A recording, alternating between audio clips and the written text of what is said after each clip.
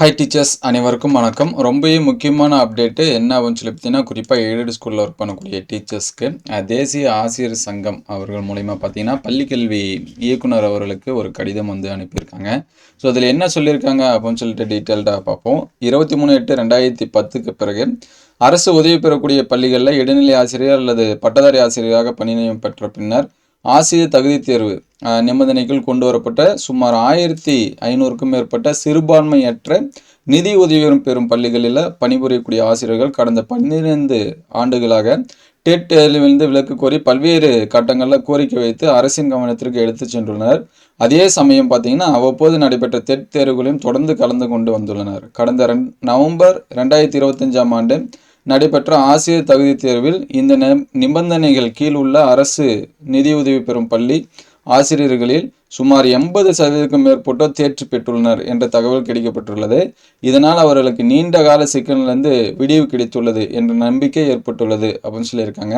இந்த நிலையில் கடந்த 15 ஆண்டுகளாக முறையாக வழங்கப்படாத வளர் ஊதியம், ஊக்க ஊதியம் உள்ளிட்ட ஊதிய பலன்கள், 7வது ஊதியக்குழு 11 படியான ஊதியம், 10 ஆண்டுகளுக்கான தேர்வு நிலை ஊதியம் போன்ற பலன்கள் சில கல்வி மாவட்டங்களில் வழங்கப்பட்டு வருகிறது.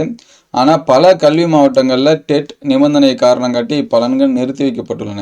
எனவே மேற்கண்ட ஊதிய பலன்களை அனைத்து கல்வி மாவட்டங்களிலும் ஒரே மாதிரியாக வழங்கும் வகையில் அரசாணை வெளியிட அரசுக்கு பரிந்துரை செய்து அவர்களின் நியமனத்தை முறைப்படுத்திட அன்புடன் வேண்டுகிறோம் அப்படின்னு சொல்லிட்டு கோரிக்கை வச்சிருக்காங்க.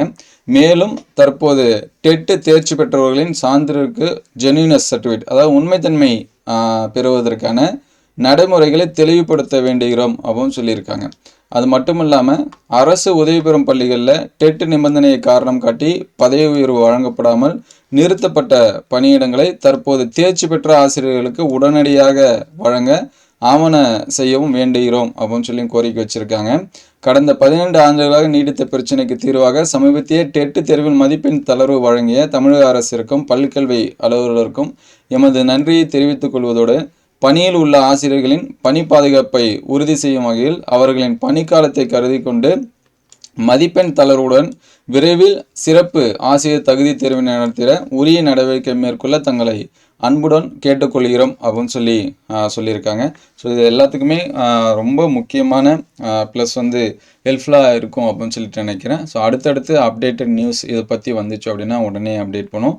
உங்களுக்கு ஏதாவது டவுட் இருந்துச்சுன்னா கமெண்ட் பண்ணுங்கள். Thank you all.